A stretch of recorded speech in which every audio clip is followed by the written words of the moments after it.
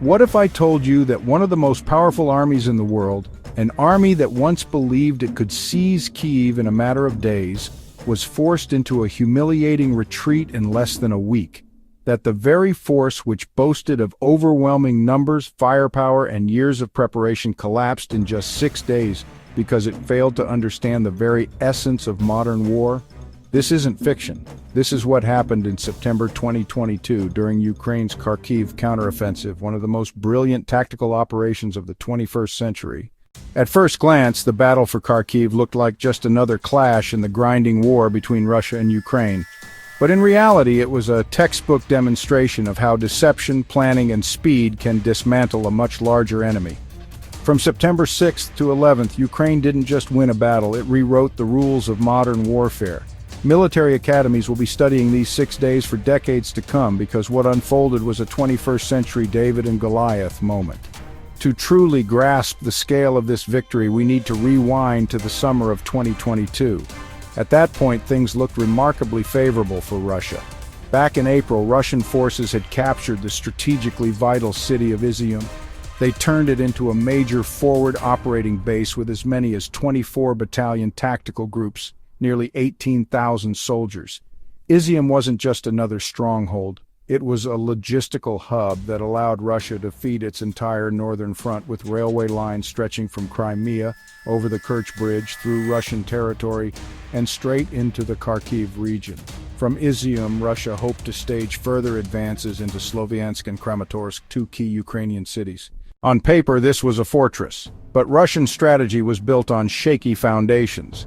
By July and August, both Russian and Ukrainian media were flooded with reports of an imminent Ukrainian counteroffensive, not in Kharkiv but in the southern Kherson region.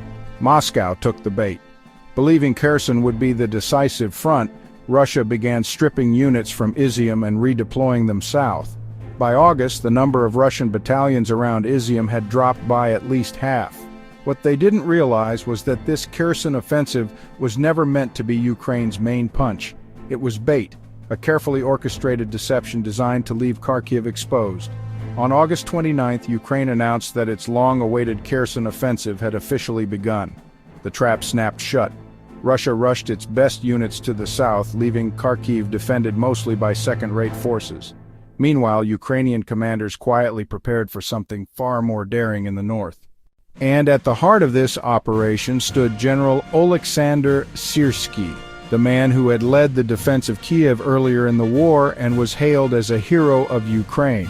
By September 2022, he commanded Ukraine's ground forces in the Kharkiv region, and he was the architect of the coming storm.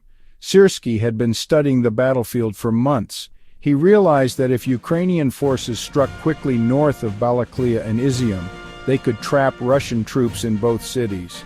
But rather than grind through bloody urban battles, his plan was to bypass towns, slice through weak points, and let speed and shock do the work. Momentum and psychological collapse, not brute force, would decide the outcome. Preparation was meticulous. Each Ukrainian attacking brigade was supplied with at least 8 American-made M777 howitzers. That guaranteed overwhelming firepower at the point of contact, allowing Ukrainian forces to punch through defenses before Russia could react.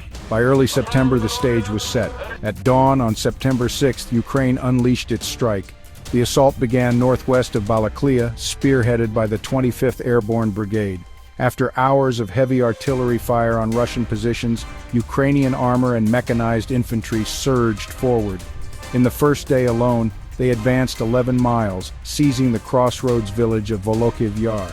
This was no random target. It connected key roads that would serve as highways for the rest of the offensive. Speed was everything. The Russian collapse was immediate and shocking. Units abandoned positions without putting up meaningful resistance. By September 9th, Ukrainian forces had advanced nearly 30 miles, liberating Balaklia, Shevchenkov, and pushing on toward Kupiansk. These weren't minor villages. They were fortified strongholds, and yet they fell in days. Kupiansk in particular was devastating for Russia. As another critical rail hub, its loss cut the lifeline to Izium. Suddenly, Russian troops in the region were isolated, undersupplied, and disoriented. The panic among Russian forces was palpable. Soldiers fled in such haste that they left behind massive stockpiles of ammunition, brand new equipment, even tanks and artillery that Ukrainian forces gleefully turned against them. Between September 6th and 11th, Ukraine claimed to have killed nearly 3,000 Russian soldiers and destroyed or captured over 700 pieces of equipment, including tanks, armored vehicles, artillery systems, helicopters, and planes. But more important than the hardware was the collapse of command and control. Using precision HIMARS strikes, Ukraine obliterated Russian ammunition depots and command posts, leaving frontline units leaderless and unable to coordinate. And while this disaster unfolded, Moscow was busy celebrating the 875th anniversary of its capital's founding. The disconnect between the Kremlin's stage parades and the battlefield reality couldn't have been more stark. By September 11th, Ukraine had retaken Izium and pushed 45 miles deep into occupied territory, reclaiming over 3,000 square kilometers, more territory in 6 days than Russia had gained in months of grinding offensives. For context, military analysts at the Center for Strategic and International Studies later noted that Ukrainian forces advanced an average of 7.4 kilometers per day, making this the fastest major offensive in modern warfare in over a century. Russia tried to spin the retreat as a regrouping to focus on Donetsk, but everyone knew the truth. This was a rout. Humiliating, undeniable, and catastrophic. Entire Russian units disintegrated. Analysts compared it to defeats not seen since World War II. The offensive didn't stop there. Ukrainian troops crossed the Oskol River by mid-September and pressed toward Lyman, another key logistical hub. By late September, Russian forces in Lyman were encircled, their supply lines cut.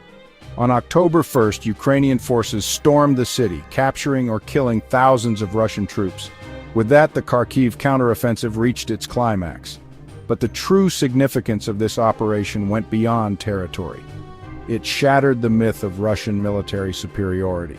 For years, Moscow had claimed it could steamroll its neighbors with sheer numbers and firepower.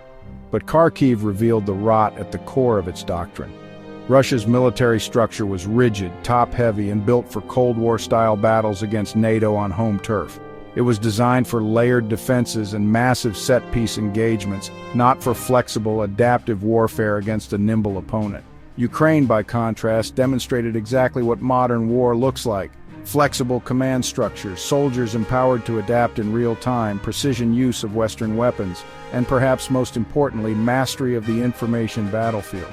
The Kherson offensive deception wasn't just clever, it was revolutionary in the age of social media. By seeding narratives through news outlets and online chatter, Ukraine manipulated Russia into weakening its own defenses.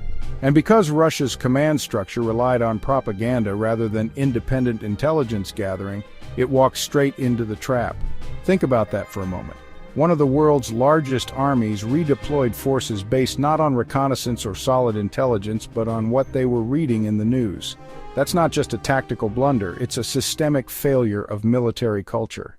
The implications were profound.